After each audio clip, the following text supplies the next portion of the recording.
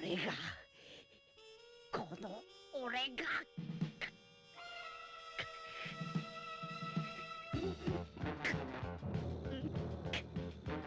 未来を変えてみせる。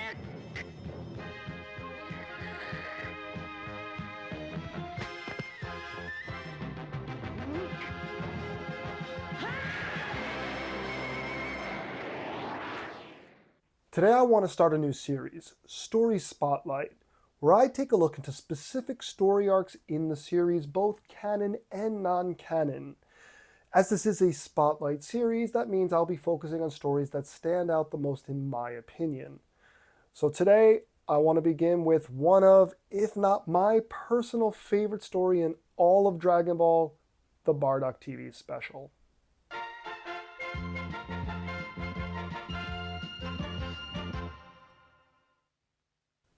At the height of Dragon Ball's popularity, we began getting theatrical films, 40 to 50-minute films that were not canon despite trying to squeeze into the story.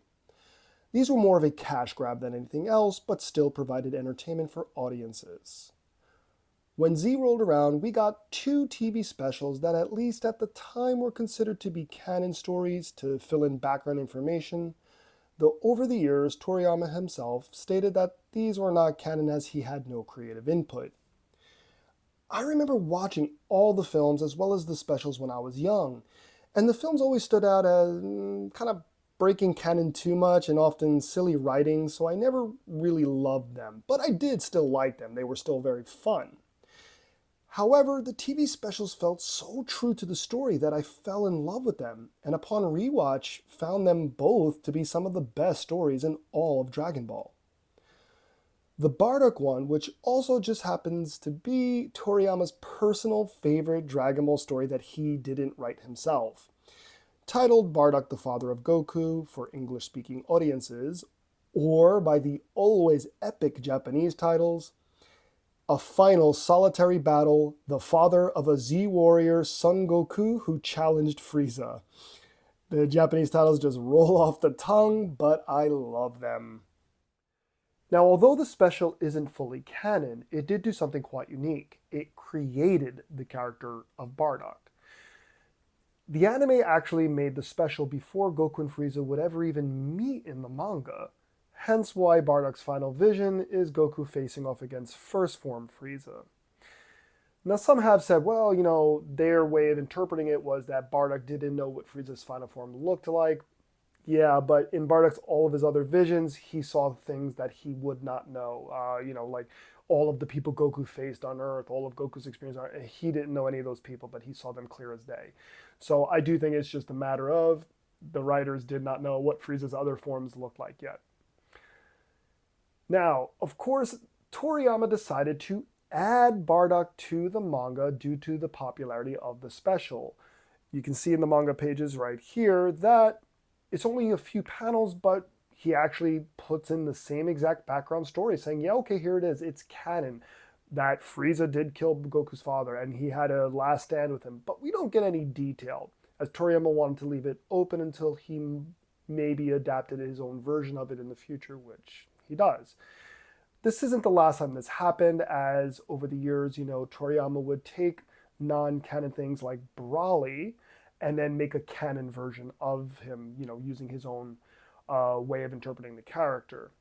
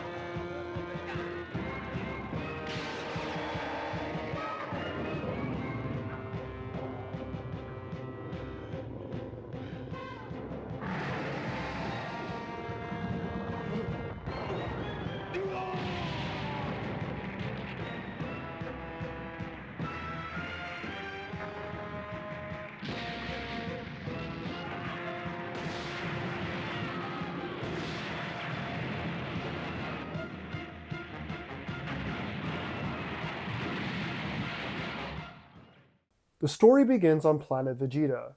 Goku has just been born. It's pointed out that, of course, he is a low-class warrior, which we all know.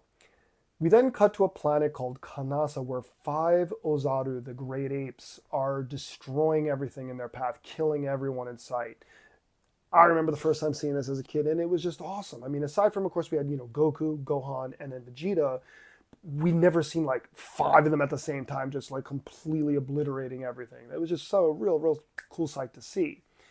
After the mayhem, we meet these Ozaru, and they are Bardock and his crew. They mention that, hey, you had a son born recently, and he kind of just says, I don't care. So we're learning quick that these are the Saiyans that we have been told about, that the only thing we knew about them at this point after meeting Raditz, Nappa, Vegeta is that they're kind of cold-blooded warriors. That's our image of the Saiyans. They don't really have any redeemable qualities. Bardock is then surprise attacked by a surviving member of the race, and they finish him off easily, but as the guy dies, he says he has cursed him with visions of the future, so that he will see his race is doomed to have the same fate as theirs. 未来を予知できる幻の剣を放った。未来を予知？お前ら一族の行く末が見えてくるはずだ。何を言ってやがるんだ。言っておくが、お前らには呪われた未来しかないぞ。我が一族と同じように滅び去るのみなのだ。その未来の姿を見て、せいぜい苦しむがいい。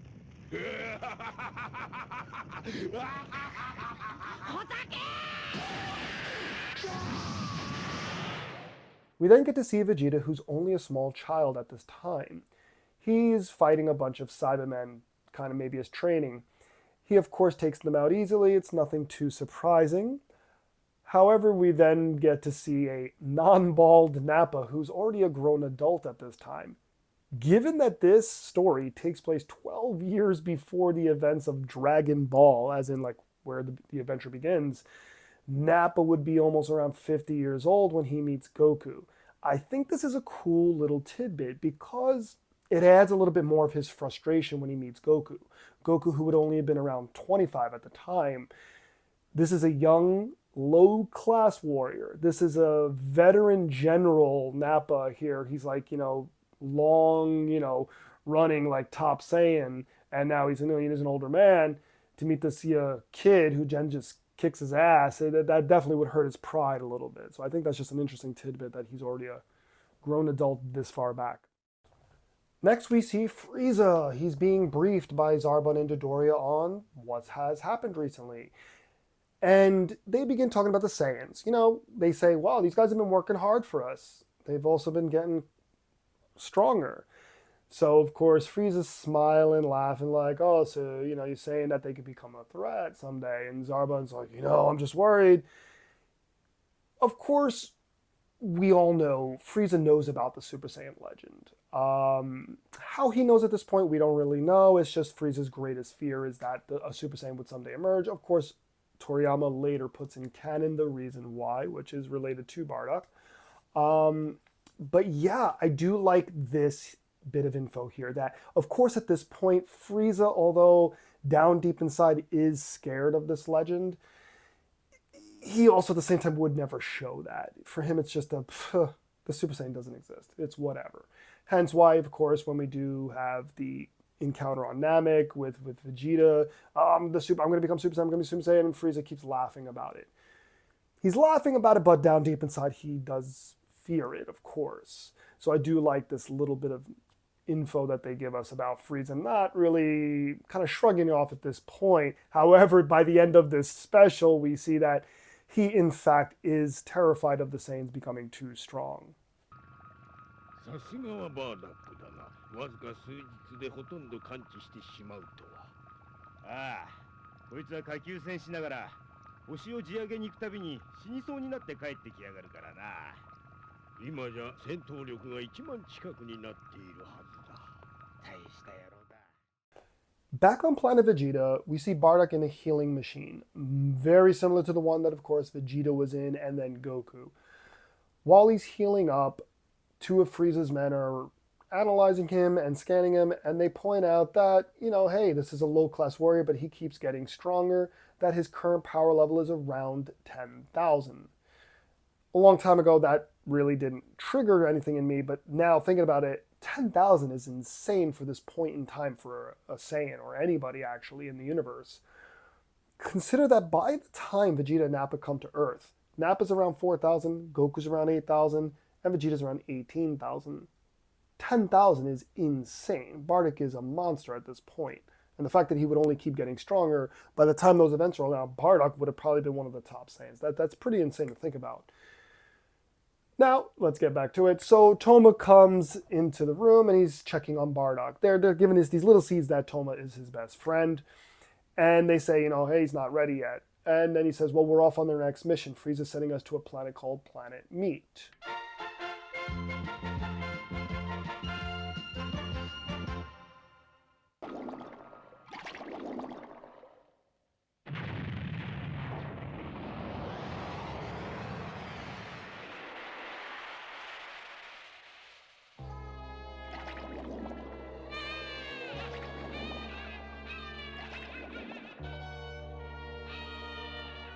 わしは今お前に未来を予知できる幻の剣を放った。お前ら一族の行く末が見えてくるはずだ。言っておくが、お前らには呪われた未来しかないぞ。我が一族と同じように滅び去るのみなのだ。その姿を見てせいぜい苦しむがいい。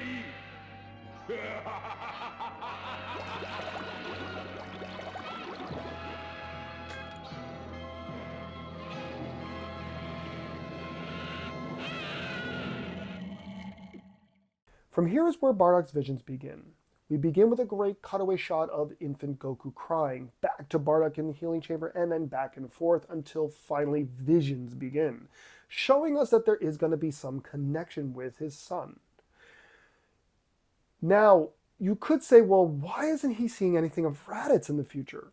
That's a really good point. It's supposed to be the future. Why is he not seeing that his other son, who does survive the destruction as well? There is a really good reason, I feel, and that this vision is meant to be a curse.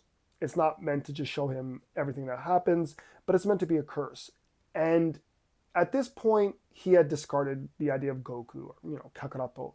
I don't want to go see my new son. I don't care. So now he's showing that this kid you threw away or you don't care about is going to grow up and have a life without you. There is, of course, a little overthinking on my end of this, but I do think that is one really great way of interpreting this. That showing him that this kid will grow up fine. It's just kind of maybe a parental kind of feeling, but that a father being shown that his kid will be fine without him is something that will trigger anybody's emotions. And it obviously, we do see Bardock does have an emotional change in this story. So the vision is he sees Goku growing up on some other planet, not understanding. He sees all these characters. Then he sees an injured Toma, then more of Goku, then Toma dead. And as we established, Toma seems to be his best friend. As the visions intensify, Bardock wakes up and he's fully healed. He's confused and he thinks it's just a strange dream. He rushes off to join his team after learning they're on a new mission.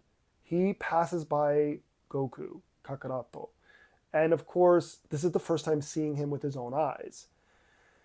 His initial instinct is to use his scouter to see what kind of potential he has. He sees that it is extremely low power level and decides he is trash, he says, and then leaves. I forgot to point out that he had just seen Goku's face in his visions, despite the fact he never laid eyes on Goku before. It was established he didn't go see his son after being born. So this is honestly one of the first realizations that his visions may be real, as seeing this crying baby in front of him, which is his own son. It has the same exact face as he just saw in his dream.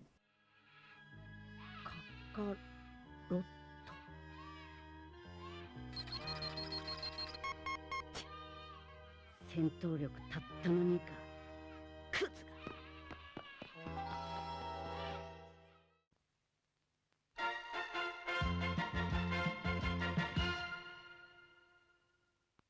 On Planet Meat, we're surprised to see that Bardock's crew is being beaten and killed by what seems to be a group of Frieza's men. Toma's asking, why are you doing this? Dodoria enters and grabs him. And he says, Dodoria, he's saying, why? He says, this is on Frieza's orders. And Frieza has grown tired of the Saiyans.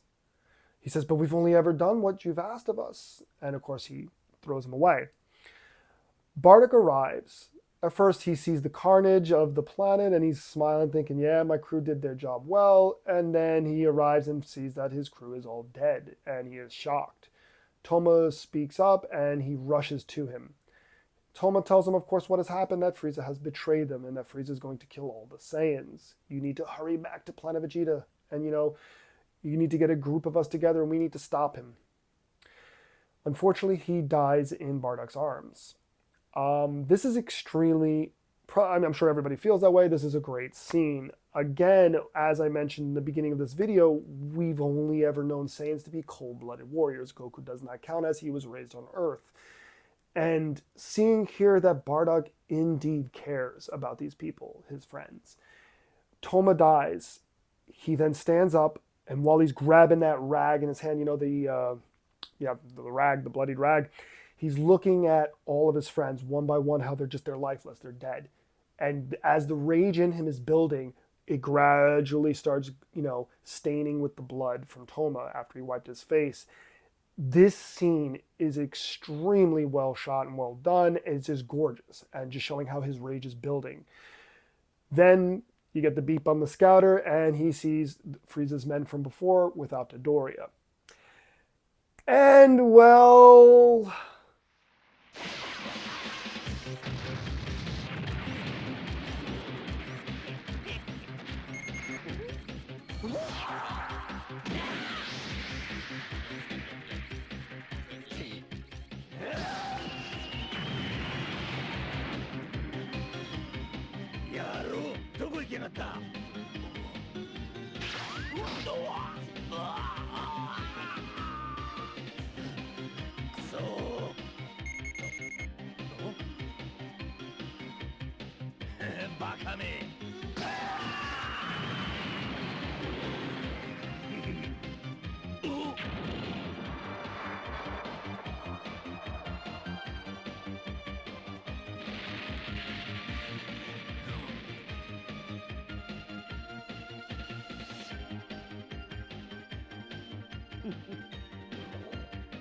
そんなバカな奴は最下級戦士のはず。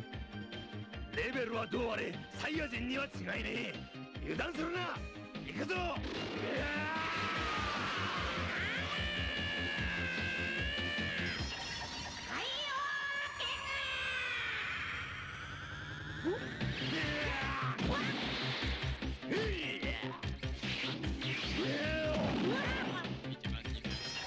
どうしたカカロット。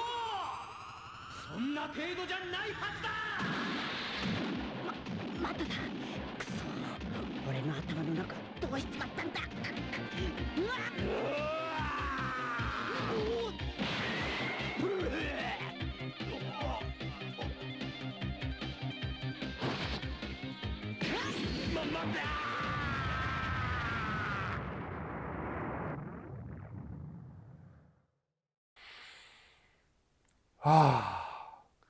This scene, what can I say about the scene that I'm sure everybody already knows? It's just badass. The music is ridiculous. That background music that plays while he's fighting is awesome. The entire fight sequence, like the choreography, I guess you could say, of how this fight is done is just, it's gorgeous. It's a gorgeous fight.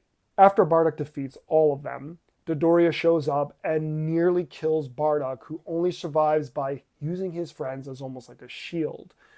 But if you watch the scene carefully, Bardock does not use them as a shield willingly. It's almost by chance that the blast actually blows them on top of Bardock. I guess if you want to overthink it, you could think of it as this is their last gift to Bardock, that they would, help him survive this so that he could have that final stand against Frieza.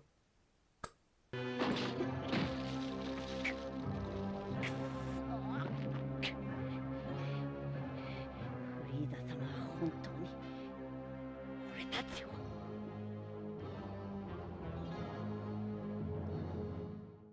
Back in space, Dodoria returns to Frieza's ship. He's all greeting everybody and not getting any greeting back from Frieza. Zarbon then points out, you let one of them get away. They show him on the monitor, the Saiyan's pod, and he's like, oh my god, that guy. And he stops, and he has that moment where his eyes slowly turn towards Frieza, as in, oh shit. You know, he's worried. And then he's like, oh, I'll take care of it, I'll take care of it. And Frieza's like, don't bother. Frieza's all cool about it. He's like, it's all right. He's on his way to planet Vegeta. Everything's going to work out just fine. Zarbon then kind of adds to what Frieza means by that, because it seems Dodoria may not know what's about to happen, but Zarbon has an idea, and he says his fate will be the same as theirs. This is followed by probably one of my favorite shots in the entire special, which is Bardock's pod flying by as Goku's pod flies by, and there's a pause where Bardock senses that that's his son in there. And then as he shoots by, he gets another quick vision of Goku throughout the years growing up.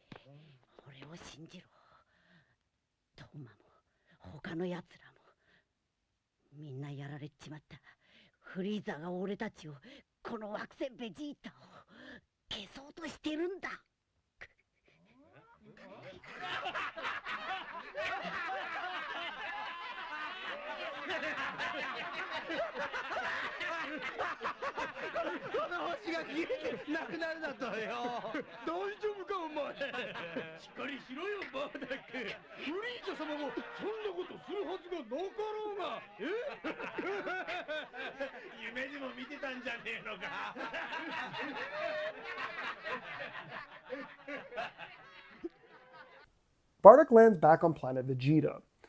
He emerges in terrible shape, barely able to stand. A group of the guards come and they say, hey, we just sent your son to a planet Earth. It's a small blue planet. He's like, small blue planet? And he starts realizing, he sees more visions, and he's realizing Earth, the place that he's been seeing the dreams he thought of his son growing up on some other planet was a blue planet. And then he realizes, whoa, are these things I'm seeing, are they real? And if that's the case, oh my God, he goes running inside. The guards then look inside the pod that is covered in blood, and they're like, this guy is far from okay. He makes his way inside and then collapses. And he starts getting more and more visions as they're intensifying. He keeps seeing a planet blow up, but he's not sure what that means yet, 100%. And he keeps hearing the final words of the alien, how, you know, your people's fate will be the same as mine. And as he fights it up, he gets up and, you know, has that, like, he's trying to like really dig down deep and find the energy to keep going, because he's ready to die at this point. He's really messed up. Blood just kind of splatters on the ground. So he makes his way into like this bar or lounge where all these Saiyans are hanging out drinking. He tells them, you know, what he thinks is about to happen. He's like, hey, Frieza's ship's up there. You know, he's here. He's going to kill all of us and destroy the planet. And they're like, wait, what? Remember, at this point, the idea of a single being being able to destroy an entire planet is unheard of. It's another thing the special does well, is that in the beginning we see 5 Ozaru. One Ozaru is meant to be like an immense powerhouse. 5 of them, it should be insane. They were able to destroy cities and stuff like that, but they didn't blow up an entire planet. Now you could argue, but maybe they could have if they, you know, tried hard enough, since they're actually trying to sell the planets. But the way everybody reacts, and the same with later in the series when we actually do hear that Frieza destroyed the planet, people have a hard time believing it. It seems that, oh, a person can't blow up a planet by themselves. So the idea is that a person at this point, consider like the power level of maybe, if you want to consider, let's say 20K or less power level, the image is that nobody could do that. Nobody knows Frieza's power at this point. So they all shrug it off and say, Bardock, you okay? You having a bad dream? This is important. The bad dream comment is what triggers Bardock, as he had been calling these visions dreams throughout this whole special, and he had just realized that these things are real. When they say, have you had just a bad dream? He flips out. And he starts telling them, you know, you're fools.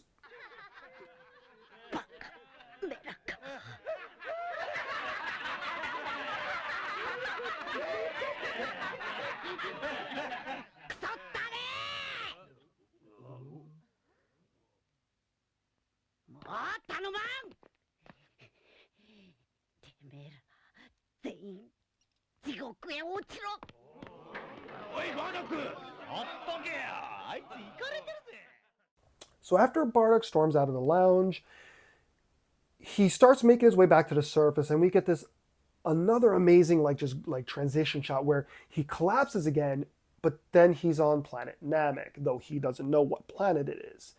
And he gets up looking around, and he sees the back of Goku, like, you know, the full back of Goku, in the way he would appear on Namek, actually. And he reaches his hand out for him, yelling, Kakaroto, Kakaroto, you know, he's reaching out for him. And of course it turns and he sees Frieza's face, which scares him, but wakes him up. He then looks up to the sky and sees that, you know, Frieza's ship's coming. It's like right there, and decides that he's going to do it himself. If nobody's coming to help him, he's going to stop Frieza himself. And he, of course, flies up into space. Frieza's told that, hey, there's this lone Saiyan warrior coming up. So Frieza's like, all right, whatever, you know, they send out a bunch of Frieza's men into space, and we get that music kicking in again, and another amazing sequence with Bardock fighting his way, like just ripping through Frieza's defenses. He's yelling, Frieza! You know, he's pissed. So Frieza's getting a little irritated now, and he tells Zarbon, open the hatch. While Bardock continues to fight, he then yells, Frieza, get out, come out here. And Frieza emerges. Bardock, of course, smiles like, all right, here's my chance. Though all of Frieza's men have the opposite reaction. They're all like, oh, why is he here? You know, like, you know, if the boss is here, that's not good. And of course, we get into Bardock's insanely epic speech, which I'm going to play for you right here.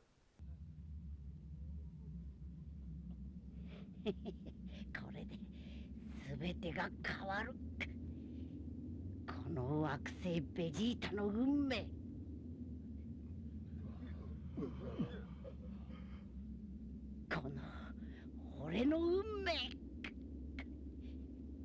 カカロットの運命。そして貴様の運命も。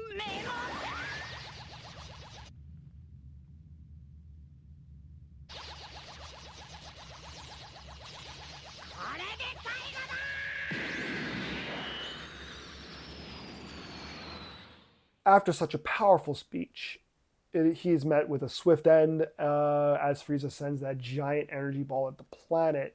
And of course, you have all of Frieza's men yelling out like, no, why? You know, as he's going to kill all of his men in the way as well. This is something we talked about in the top 10 filler scenes video. And yeah, this really doesn't happen in the manga, believe it or not. At least in the original series manga, Frieza never kills his own men, ever. In the anime, he's kind of depicted more as like a madman tyrant, you know, like he'll kill his own men if they fail him, you know, like that kind of thing. That really doesn't happen here, though it is hinted at, like especially when Zarbon fails with Vegeta, you know, that he didn't kill off Vegeta, and then Frieza's pissed, and then Frieza learns that Vegeta hit a Dragon Ball, and he's telling him, you better pray he's alive. So we do get that in the manga, that maybe if he's angry enough, he'll do something, but we don't ever see him do it. Whereas here, he just kills like hundreds of his own guys just to blow up the planet.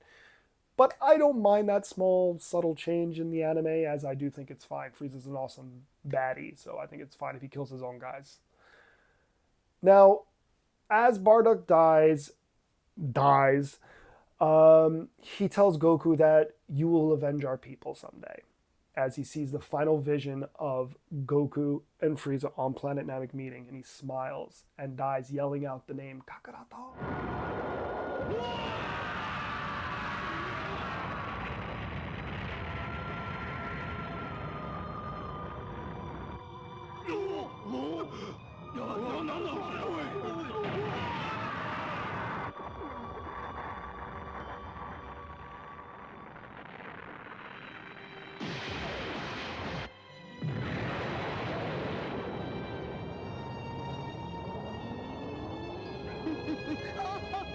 素晴らしい。ほら見てごらんなさい。ザーボンさん、ドドリアさん、こんな美しい花火ですよ。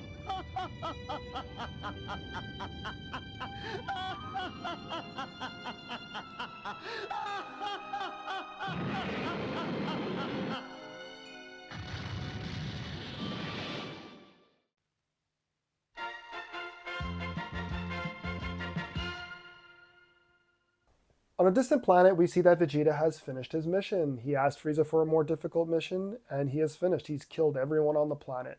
He gets a contact, and they're like, "Yo, we just need to tell you, a meteor has collided with planet Vegeta, and there aren't many of you left. Like, your people are gone." He's like, "Yeah, and?" We need to talk about this. There are two ways of understanding the scene. So the first actual probable reason is, again, this came out while the manga was still being written of the Namek stuff. Vegeta was not a redeemable character yet. He was a cold-blooded warrior. So you could say that this is just Vegeta not caring that his people just died. He doesn't care. He's just a warrior.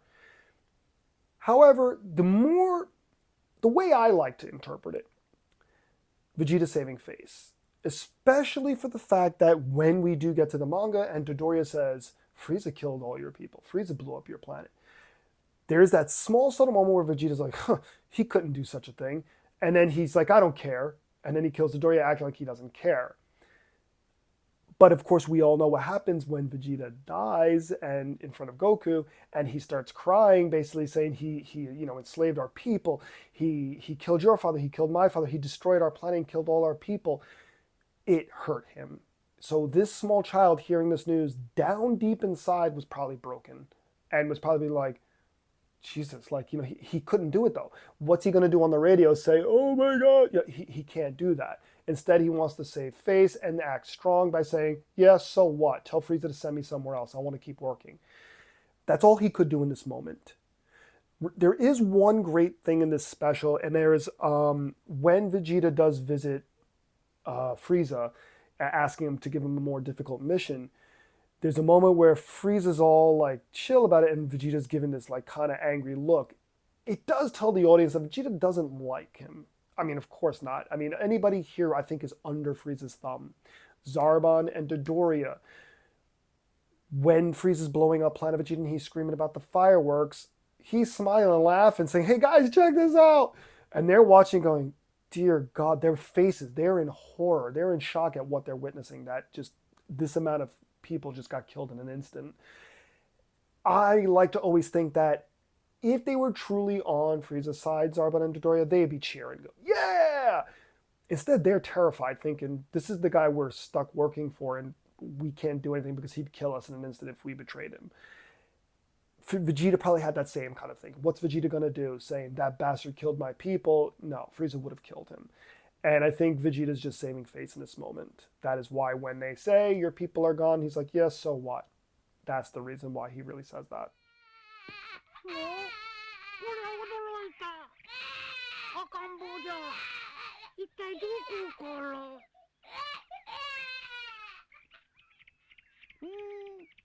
ほ、尻尾のある赤ん坊か。こんなところに置いておくわけにはいかんな。わしのところへ来るか。いったー。こりゃ元気のいい子じゃ。よーし、お前はこれからこのわし孫悟飯の孫じゃよいな。お前の名前はそうじゃな。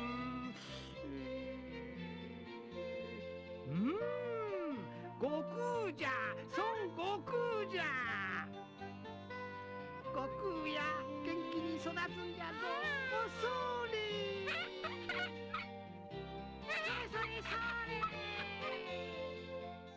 Finally, we get Grandpa Gohan finding little baby Goku. This scene gets me teary-eyed every time I watch it. As the narration begins, this is where the story starts. This is the start of Dragon Ball. Then the end credits play, which the fans are given an absolute treat. Between the recap scene showing Goku through the years growing up and all his adventures, which is wonderful, of course, but we're given this gorgeous duet song sung by, of course, the legendary Hironobu Kageyama, who does Chala Head Chala, We Gotta Power, and nearly all the songs for Dragon Ball Z, as well as he does the duet with this female singer Kuko. The song is called Hikari no Tabi, or Light's Journey, and it is just a gorgeous song as we see this recap of the series, which I personally like to feel as these are the visions of Bardock. As Bardock is dying, he's seeing Goku's entire life play before his eyes. And he's seeing Goku grow up through the training with Kame-sen and all that stuff, all the way from the Red Ribbon stuff, through the Piccolo stuff, everything. And he's seeing that he will grow up one day and face Frieza. And the final still shot is this really gorgeous piece of artwork, actually, which I would love to have hanging up here, which, of course, you have Frieza with Goku and kind of like almost the shadowed out of the Saiyans behind him, as if, he's carrying all the Saiyans' will, with him now. It's just a really great way to end this special, and it just gives it a lot more emotional weight. Why I love this TV special, and chose to highlight it today, is that it embodies one of the themes in Dragon Ball, redemption. Bardock is shown as a cold-blooded warrior who really mostly only cares about himself. But through the visions of his child that he thought nothing of, seeing him grow up and accomplish so much, becoming a great warrior, which of course in the eyes of a Saiyan is considered success, but also smiling and living a happy life, opened Bardock's eyes. Towards the end, when Bardock knows that he doesn't have much time left before Frieza attacks, he gets a vision of planet Namek and sees the back of his son. He reaches out for him, calling his name with such yearning in his voice. Compare this to when he first saw his son, and we see the emotional change. After this vision, when he decides that he will stop Frieza, not just for his people, but for his son's future, that is why this is one of the greatest stories in all of Dragon Ball. I hope you enjoyed this first video in my Story Spotlight series. Thank you to all the new subscribers. As always, feel free to comment your thoughts, like and share, and I'll see you in the next one.